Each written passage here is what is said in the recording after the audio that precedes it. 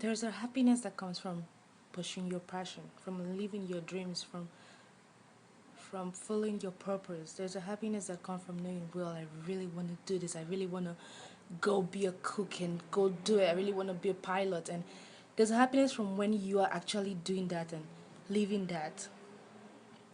And in that moment when the whole world seems to be focusing on you, like in the case of Anthony and Kate Spade, and it feels like you're really great. And that happiness comes at that point, that particular moment, but it doesn't stay with you all through. So,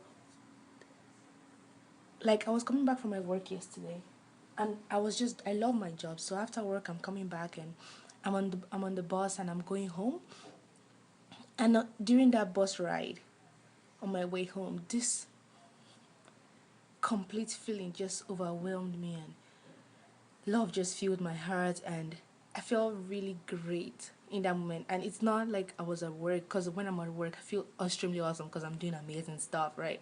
I'm meeting people and I love my job. So there's a different happiness that comes from that.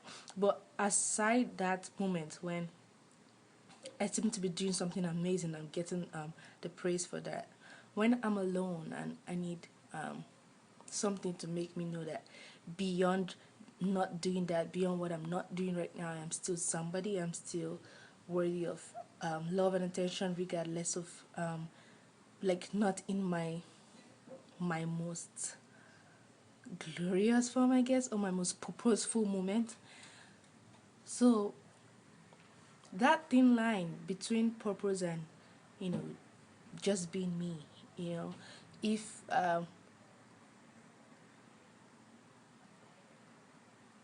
we expect, like, for example, now Chadwick is the god of Black Panther. If all of his life Chadwick is being addressed as the god of Black Panther and I'm loved in that sense of it, it doesn't give him any roots to grow. It doesn't give him any root to be to feel like he's accepted as he is. Michael B. Jordan. I don't know if I'm mixing this up, but it just gives him the sense that he's accepted as a god of Black Panther. So when he's alone, he starts finding himself, like, beyond being an actor, beyond being all of this. Who am I, and am I okay with me, who I am, like, regardless of these roles I'm playing, regardless of these amazing things I'm doing. And in those amazing things, he has purpose, and it brings kind of a particular sense of happiness. So all I'm simply saying is that the happiness that comes from purpose and passion should not be mistaken as the goal of life. Literally, goals, dreams, passions, purpose, they are amazing things, but they are things that give you happiness in life when you already have life. And what is life? Life is Jesus. So if you don't already have life and you're trying to enjoy life, you get the fleeting happiness, the happiness that comes and goes from it, but you wouldn't get that opportunity to enjoy, to actually enjoy life, because you don't have life. Make sense?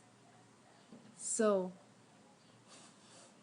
in between those moments where I'm not, in between those moments where a celebrity or a person that is living their purpose or dreams is not acting that role as whoever every other person in the world sees them to be, they need to be loved in that moment, to be loved in the moment when they're struggling with things, habits that they said they will break 10 years ago and they're still doing, to be struggling with being able to push the guilt in their mind that tells them they're not good parents, that they've not, their past is coming back to them.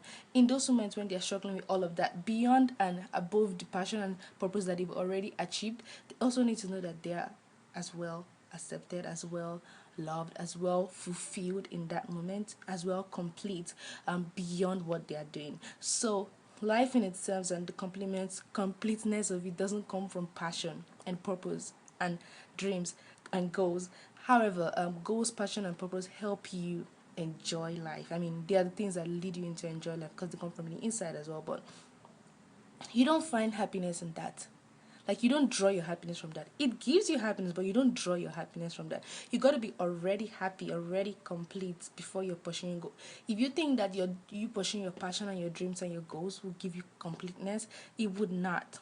The person just one way of getting completeness. Actually, it's just one way of getting life, and it's Jesus. And as much as you want to disagree with this, it's the pure truth. So you find, like, the times you find it, a person that knows that they are loved by God, happy in the midst of things that you would not expect. For instance, why do you think okay, like the four Daniel's friends. Daniel, like you hear stories of people in the pits, Daniel in the pit praising God, sleeping literally, like no sense of any worries or anything or any fear and everything. They're having completeness in that. At the end of the day, Daniel was at the point where he wasn't before the king and he was talking to the king. Of course, that the purpose and the fact that he's living certain he's coming to that level might have given him some kind of happiness, well, at least I'm in front of the king. But if he's deriving his happiness from that, he can't live every day deriving happiness from that, because there's other parts of you. I mean, there's other parts of a person. One person being, just for instance, now Beyonce is a singer, but that's just one part of her life. There is so much versatility to her. There is so much that has not been discovered in her, that in the sense of not just good, like in all of it, good, bad, awkward, different, every sense of it. And she needs to be known. She needs to know that in not just when she's becoming an amazing singer, that when she's also having her down times, that she's accepted. And there's not one person that gives you all of that. People think it's your lover. I'm sorry, it isn't, because nobody's gonna be there for you 24/7, accepting all your weakness all the time. I mean, they're gonna try their best, but they got lives as well. So there's just one person that brings all of that. It's just, and I'm not saying this to say, okay, if some people have done this, they would have had a better life, or somebody have done that. No, I'm not. I'm just trying to clarify that purpose, passion, and goals and dreams do not give you happiness for life. They help you enjoy living life, but it's not what gives you a reason to live.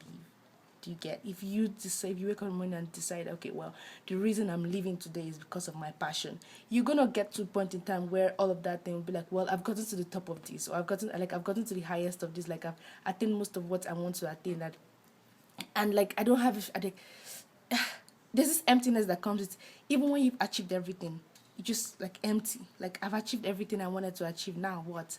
Emptiness. But with life, with already having life, which is Christ, you don't even need to achieve much to feel like, well, yeah, fulfilled.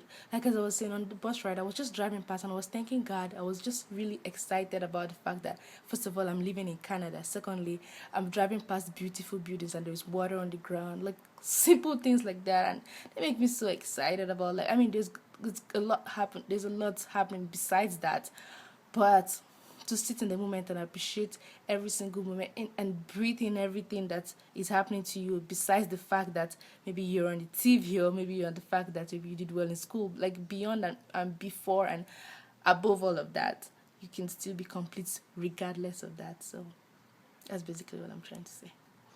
Don't get me wrong and get me right.